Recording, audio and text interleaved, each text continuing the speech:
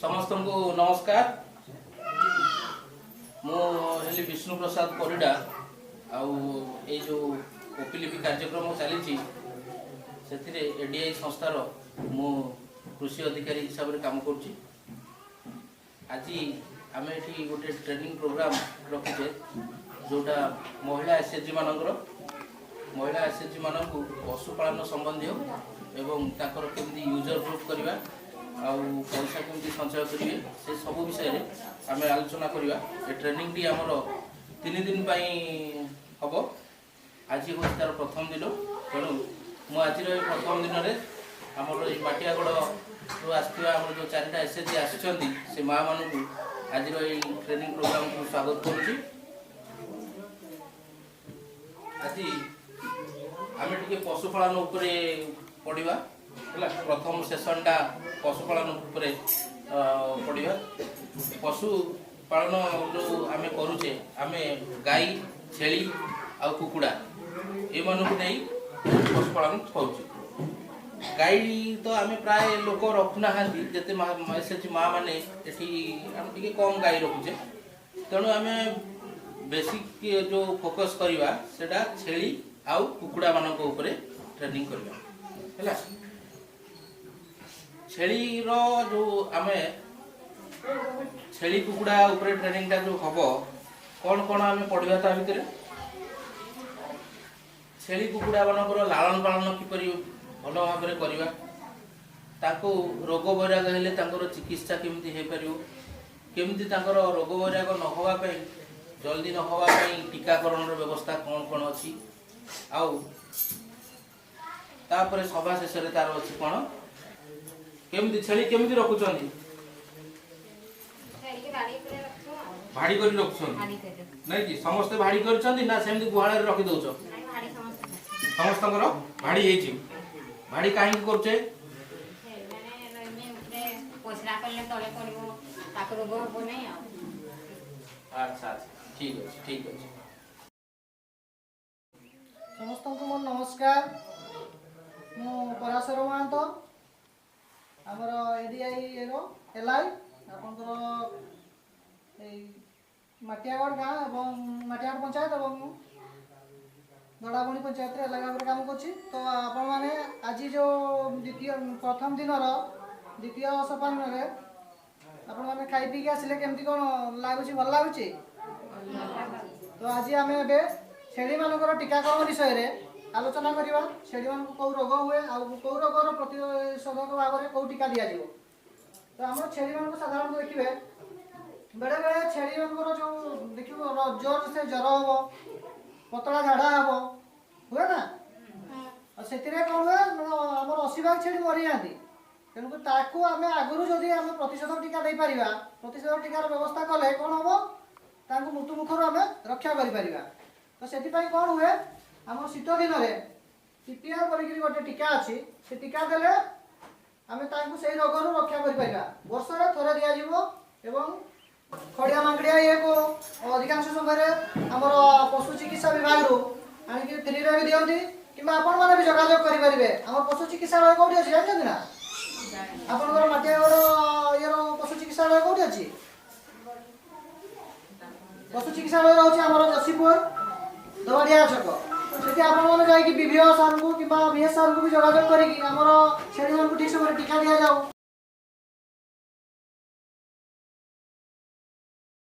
समस्त को नमस्कार।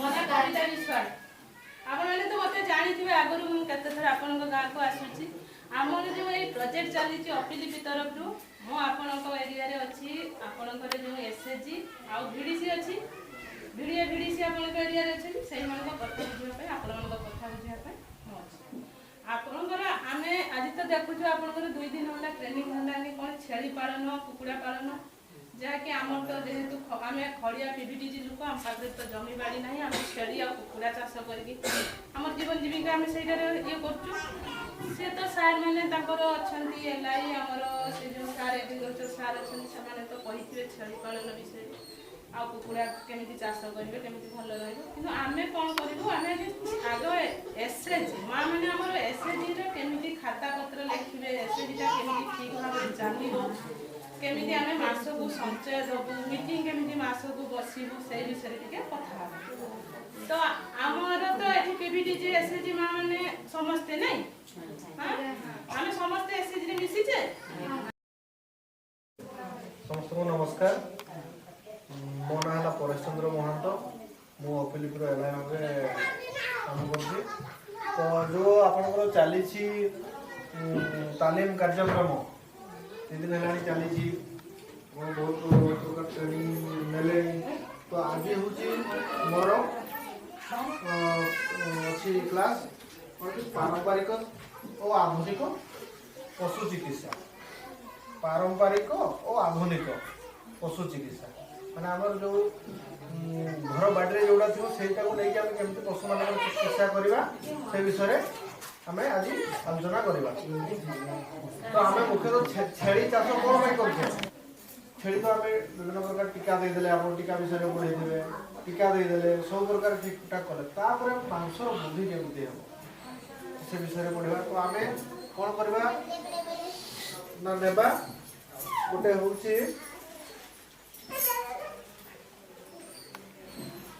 हलदी गुंड 200 ग्राम देवा। हलदी गुंड 200 ग्राम देला परे आमर अदा 200 ग्राम गुड़ 200 ग्राम से परिका आम नेबा कलरा पत्र को देखिए मिले सी हूँ मुठे से आम भल कि मिसई देवा ग्राइंडिंग करदेवा मिसईकी खाइबा देवा एमती 15 दिन पर्यटन देवा देले तार देह चिकन हो खाइबा शक्ति बढ़ी से अधिक खाइब अधिक खाइले मांस ऑटोमेटिक हम तो कि भोक जब लगुन भोक लगे से मांदा जब रोक मांदा रहा चंचल हो धीरे धीरे से चिकन देखा मांस परिमाण बढ़ मुझे जुनास बागे आम जो चली एडे अपिलिपि कार्यक्रम से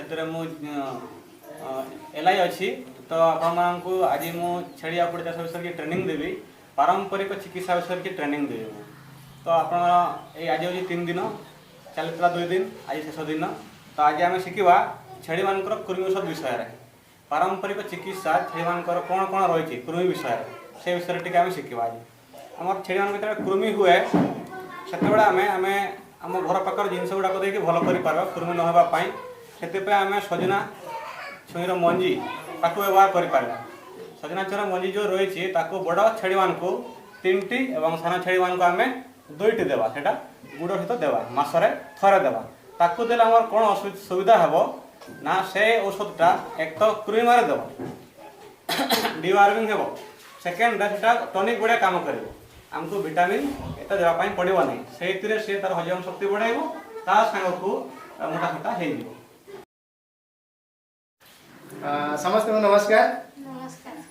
मु अपिलिपिरु आसी आपण जो एसएचजी कथा जो बुझाबुझी चली ट्रेनिंग चली से आप एसएचजी को केमती पैसा मिल एसएचजी माँ मैंने कि भली से पैसा को व्यवहार करी छोट छोट काम करें।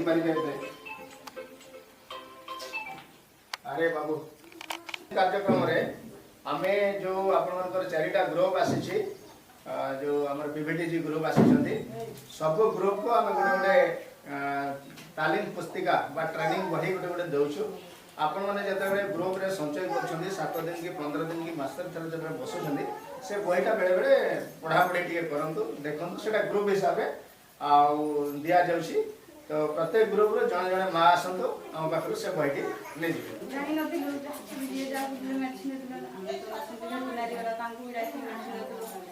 तापरे हमें ना निजे भी जानिलु ट्रेनिंग लो निजे जानिलु निजे भी